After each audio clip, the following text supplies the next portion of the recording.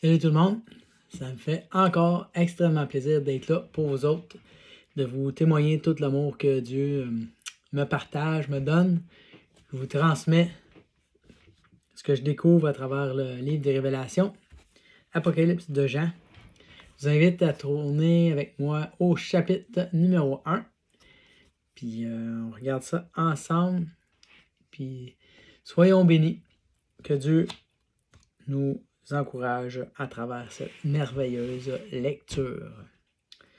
Donc, pour le chapitre 1, révélation de Jésus-Christ que Dieu lui a donné pour montrer à ses serviteurs les choses qui doivent arriver bientôt et qu'il a fait connaître par l'envoi de son ange à son serviteur Jean, lequel atteste la parole de Dieu et le témoignage de Jésus-Christ, tout ce qu'il a vu.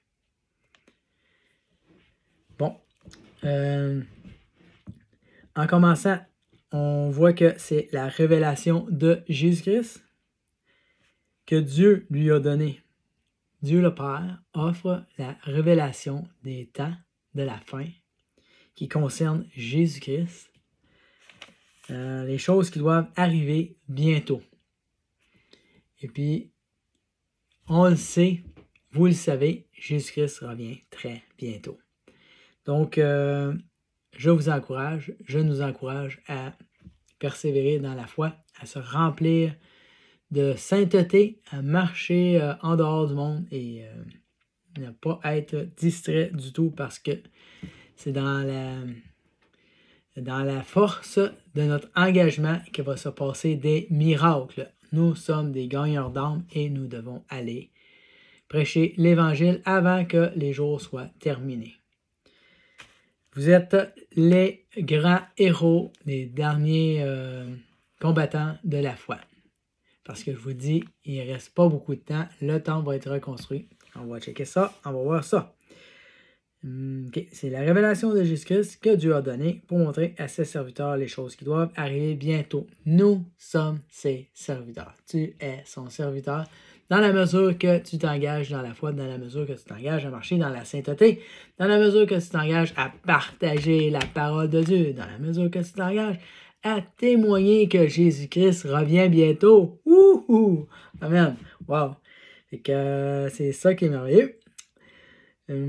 C'est ça, par l'envoi de son ange à son serviteur Jean. Et nous bénéficions de cette belle révélation qui a été écrite, qui a persévéré, pas qui a persévéré, mais qui a été gardée à travers l'histoire du monde. Parce que la Bible, il y en a qui ont essayé de l'éliminer. Elle est là. Ouh, c'est la parole de Dieu. C'est vraiment merveilleux. Lequel atteste la parole de Dieu et le témoignage de Jésus-Christ, tout ce qu'il a vu. Donc, Dieu a donné les révélations de ce qui concerne Jésus-Christ à l'apôtre Jean.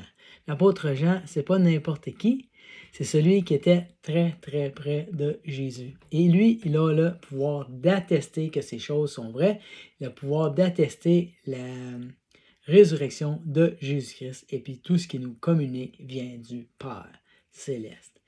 Et puis, au travers de ces révélations-là, on est supposé d'être heureux. C'est ce qu'on lit ici. Heureux celui qui lit et ceux qui entendent les paroles de la prophétie et qui gardent les choses qui y sont écrites, car le temps est proche.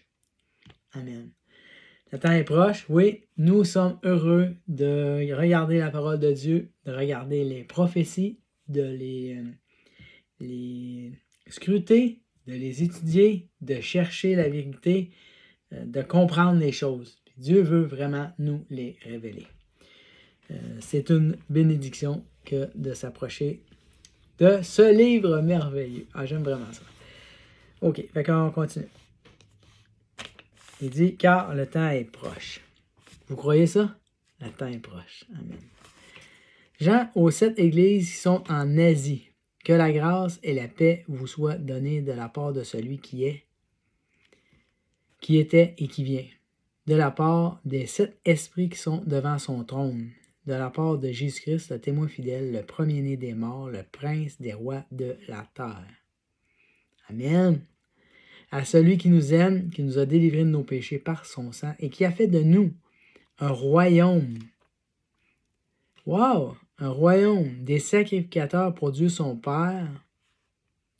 À lui soit la gloire, la puissance au siècle des siècles. Des serviteurs, des sacrificateurs pour Dieu son Père. Amen. Voici, il vient sur les nuées, et tout œil le verra, même ceux qui l'ont percé. Quand même, hein? Même ceux qui l'ont percé. Et toutes les tribus de la terre se lamenteront à cause de lui. Oui, amen.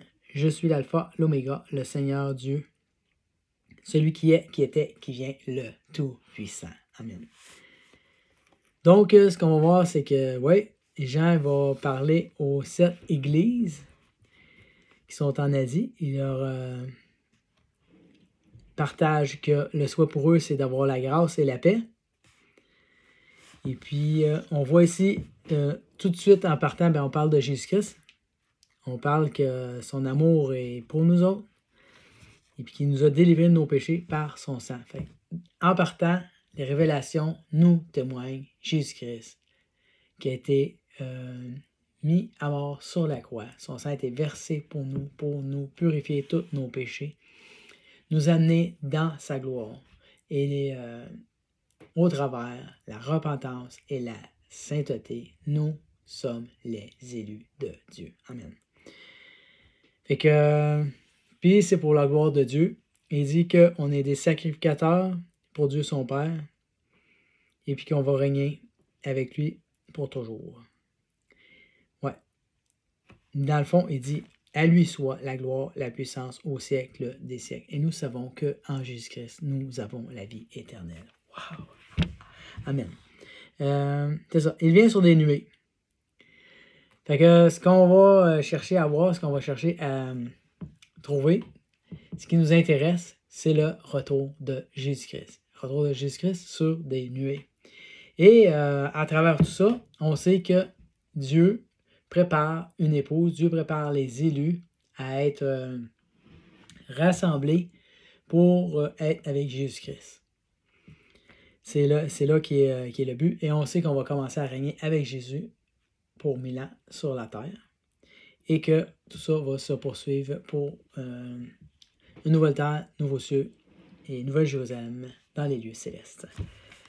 Donc, on va voir ça plus loin. Il dit, il vient sur les nuées, et tout œil le verra, même ceux qui l'ont percé, et toutes les tribus de la terre se lamenteront à cause de lui. Oui. Amen. Je suis l'alpha, l'oméga, dit le Seigneur, celui qui est, qui était, qui vient, le Tout-Puissant. On est vraiment bénis parce qu'on a un Dieu qui est tout-puissant. Jésus-Christ, en nous, c'est l'œuvre de Dieu miraculeuse. Et puis, on a vraiment à répandre la bonne nouvelle. Là, il dit, moi, Jean, votre frère, qui est part avec vous à la tribulation et au royaume et à la persévérance en Jésus. Il dit, j'étais dans l'île appelée Patmos à cause de la parole de Dieu et du témoignage de Jésus. Quand même motte, là. On a lu ça dans Matthieu 24, qu'on est là pour servir de témoignage, afin que ça soit répandu sur toute la planète, sur toute la terre. On rend témoignage à tout le monde. Et Jean commence en nous disant que il est notre frère et qu'il a part avec, il dit, et qui est part avec vous à la tribulation et au royaume et à la persévérance en Jésus. Il a vécu des tribulations, il a été mis à part sur une île à cause du témoignage qu'il a rendu de Jésus. Et nous avons cette mission d'être des témoins fidèles de Jésus-Christ jusqu'au jour où nous quitterons ce corps, où est-ce qu'on va être enterré. Si c'est pas que ce sera l'enlèvement, on verra. Parce qu'on ne sait pas si on se rend jusque-là, on ne sait pas nos jours, sont comptés. Il y en a qui vivent plus longtemps, il y en a qui vivent moins longtemps, puis le retour de Jésus-Christ, c'est pour bientôt, mais à tous ceux qui vont persévérer dans la foi, jusqu'à notre mort, c'est les merveilles de l'Éternel qui s'accomplissent. Parce que au travers de nous, Dieu peut transmettre le beau message de l'Évangile. Puis c'est ça qui est merveilleux. C'est ça les œuvres préparées d'avance que Dieu a pour nous. Wow! C'est vraiment hot. OK. C'est ça. Il a été mis sur l'île Patmos. Sur l'île de Patmos. À cause de la parole de Dieu et du témoignage de Jésus-Christ. Je fus ravi en esprit au jour du Seigneur. Le jour du Seigneur, c'est le jour où il va revenir. C'est le temps de son retour, de son règne qui s'en vient. Il dit, « Et j'ai entendu derrière moi une voix forte, comme le son d'une trompette. » Les trompettes sont là, pas mal présentes là, dans la lecture des Révélations. « Ce que tu vois, écris-le dans un livre et envoie-le aux 7 églises. » Il y a Éphèse, Smyrne, Pergame, Thyatire, Sardes, Philadelphie, puis Laodicée. 7 églises. Je me retournais pour connaître quelle était la voix qui me parlait. Et après m'être retourné, je vis 7 chandeliers d'or. Et au milieu de ces 7 chandeliers, quelqu'un qui ressemblait à un fils d'homme, vêtu d'une longue robe et ayant une ceinture d'or à la poitrine. Sa tête et ses cheveux étaient blancs comme de la laine blanche, comme de la neige. Ses yeux étaient comme une flamme de feu et ses pieds étaient semblables à de l'airain ardent, comme s'il eût été embrasé dans une fournaise, et sa voix était comme le bruit de grandes eaux. Il avait dans sa main droite 7 étoiles, et de sa bouche sortait une épée aiguë à 2 tranchants, et son visage était comme le soleil lorsqu'il brille dans sa force. Il dit, « Quand je le vis, je tombai à ses pieds comme mort. Il posa sur moi sa main droite, en disant, « Ne crains point, je suis le premier, le dernier, et le vivant. J'étais mort, et voici, je suis vivant au siècle des siècles. » Il dit, « Je tiens les clés de la mort et du séjour des morts. Écris donc les choses que tu as vues et celles qui sont, et celles qui doivent arriver après elles, et le mystère des 7 étoiles que tu as vues dans ma main droite. Et les 7 chandeliers d'or. » Puis là, il donne la révélation de ce que c'est les 7 étoiles. Il dit, les 7 étoiles sont les 7 anges des 7 églises, et les 7 chandeliers sont les 7 églises. C'est quand même intéressant de voir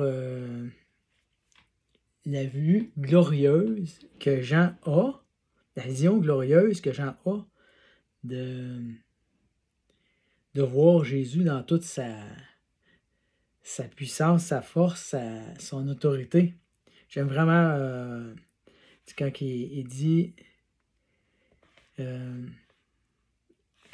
et je vis, après ça, t'entends un petit peu, revêtu d'une longue robe, t'entends un peu, quelqu'un qui ressemblait à un fils d'homme, vêtu d'une longue robe et ayant une ceinture d'or à sa poitrine. Sa tête, cheveux et ses cheveux étaient comme de la laine blanche. Ses yeux étaient comme une flamme de feu, ses pieds étaient semblables à de l'airain ardent, comme s'il eût été embrasé dans une fournaise, et sa voix était comme le bruit de grandes eaux. Quand même hot. Il avait dans sa main droite 7 étoiles. De sa bouche sortait un épée aiguë à 2 tranchants, et son visage était comme le soleil lorsqu'il brille dans sa force. C'est toute la splendeur, toute la gloire de Dieu, toute son autorité. Puis, je trouve ça vraiment hot. Puis, Jean, il a reçu cette vision-là pour le transmettre à 7 églises qui nous sont mentionnées: Éphèse, Smyrne, Pergame, Thyatire, Sardes, Philadelphie, Laodicée. Puis là, on se questionne, c'est qui toutes ça, ces églises-là? C'est-tu nous autres? C'est-tu pas nous autres? C'est-tu eux autres? C'est-tu ceux-là? À l'avant, en arrière, on ne sait pas. Mais la réalité, c'est que l'Église, le corps de Jésus-Christ, c'est le corps de Jésus-Christ.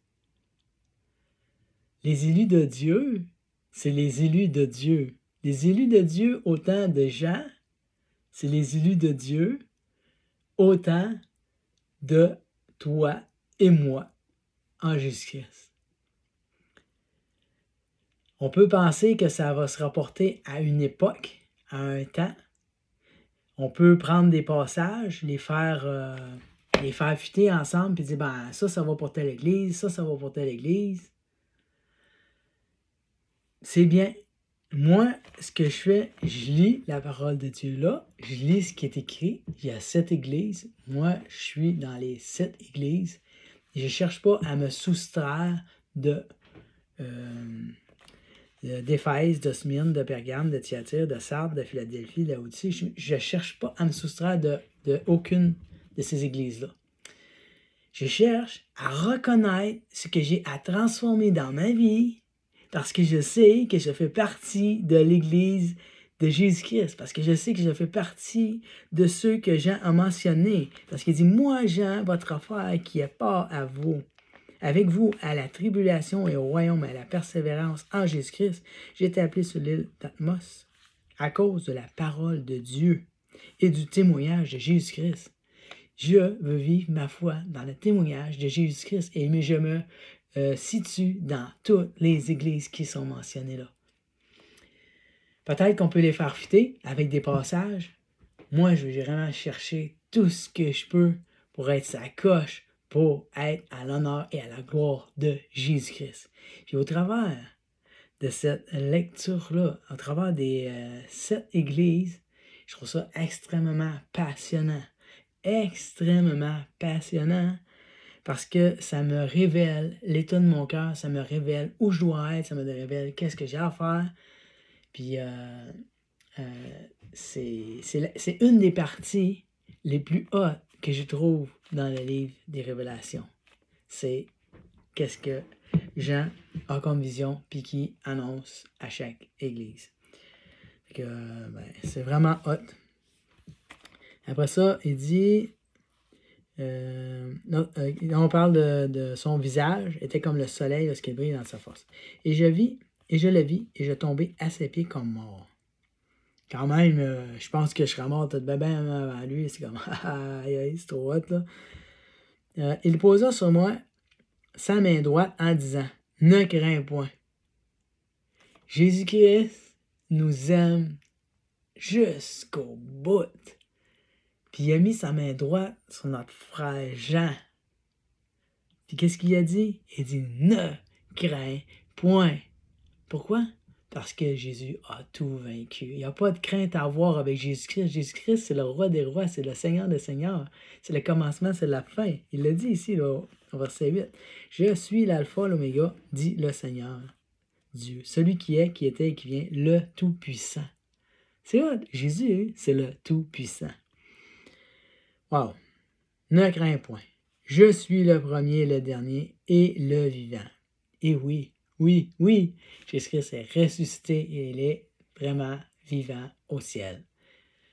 Il intercède pour nous. Il veut qu'on marche dans la foi. Il dit, j'étais mort et voici, je suis vivant au siècle des siècles. Je tiens les clés de la mort et du séjour des morts. Jésus-Christ tient les clés de la mort et du séjour des morts. Jésus-Christ, là, c'est lui le boss. Le boss. Puis il va revenir prendre son règne.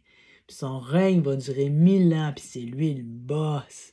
Puis il appelle des élus. Puis on va servir le boss. J'ai vraiment hâte de voir Jésus dans son règne, en toute sa gloire. Puis je capote bien raide. OK. Il dit, j'étais mort et voici, je suis vivant au siècle des siècles. Je tiens les clés de la mort et du séjour des morts. Là, il dit, écris donc ces choses que tu as vues, et celles qui sont, et celles qui doivent arriver après elles. Écris donc les choses que tu as vues. Il a pris en note, il a écrit ce que il a vu. Et celles qui doivent, et celles qui sont, fait qu'il a vu, il a écrit qu'est-ce qu'il a vu, Puis il dit celles qui doivent arriver, t'en as un petit peu là. Écris donc les choses que tu as vues et celles qui sont, parce qu'il y en a qui sont déjà là, puis il y en a qui doivent arriver. Et celles qui doivent arriver après elles. Et le mystère des 7 étoiles que tu as vues dans ma main droite. Et les 7 chandeliers d'or. Puis là, il donne l'explication. Les 7 étoiles sont les 7 anges des 7 églises. Et les 7 chandeliers sont les 7 églises. On va faire la lecture des autres chapitres, mais avant, on commence par ce que Dieu a dit à Jean, notre frère Jean, puis ce qu'il révèle à l'Église, ce qu'il nous révèle. Et puis, on va voir que Dieu est au contrôle de toutes choses. Et puis, il semble qu'il y a les anges des 7 églises. C'est comme s'il y avait un ange pour chaque église. Et on voit au travers de cette lecture-là que Dieu envoie les anges pour que les choses se passent. Clac, clac, clac, clac, clac, clac, clac. Fait qu'on fait partie du règne de Jésus-Christ, on fait partie de son plan, comme les anges sont au service de Dieu. Nous sommes au service de Dieu. Nous sommes au service de Jésus-Christ. Wouhou! Qui va revenir bientôt. Bon, fait que là, on a fait notre premier chapitre. C'était pas trop compliqué, hein? J'espère que vous aimez ça. Puis en tout cas, moi j'aime vraiment ça. Puis je vous dis, ce qui est très important ici, il ne faut pas le mettre de. Faut pas l'oublier, il ne faut pas le mettre de côté. Là, c'est heureux celui qui lit. Et ceux qui entendent la parole de la prophétie et qui gardent des choses qui y sont écrites, car le temps est proche. Oui, le temps est proche, mais il spécifie vraiment et réellement que celui qui lit cette prophétie-là va être heureux. Je vous témoigne que je suis extrêmement heureux. Je vous témoigne que cette prophétie, que ce livre-là me donne beaucoup de torque. Ça me motive. Ça m'amène dans la volonté à vouloir servir Dieu de tout mon cœur. Puis je suis vraiment heureux. Et j'aime beaucoup ça aussi, entendre les paroles de cette prophétie-là. J'aime les partager, puis j'aime que mes frères, mes sœurs, ils écrivent des choses. J'aime souvent voir des petites vidéos sur YouTube qui parlent de son retour. Même si je pense pas tout le temps les mêmes choses, j'aime ça en entendre parler. Je suis passionné du retour de Jésus. Puis j'aime ça voir la passion de mes frères et sœurs qui attendent Jésus-Christ. Puis si c'est pas votre passion, là, je vous encourage à trouver cette passion-là. Parce que c'est pas un livre qui ne peut pas se comprendre. Il faut vraiment y mettre du temps, puis c'est extrêmement bénissant que d'être dans la volonté de Dieu, puis de sentir qu'il nous parle à travers ça. Fait que oui, vous êtes heureux en Jésus-Christ si vous plongez les regards dans le livre de l'Apocalypse. Fait qu'on va continuer pour une autre petite vidéo. Ça va être le chapitre 2. Et là, on vient de faire le 1 pour l'instant. Fait que, à plus.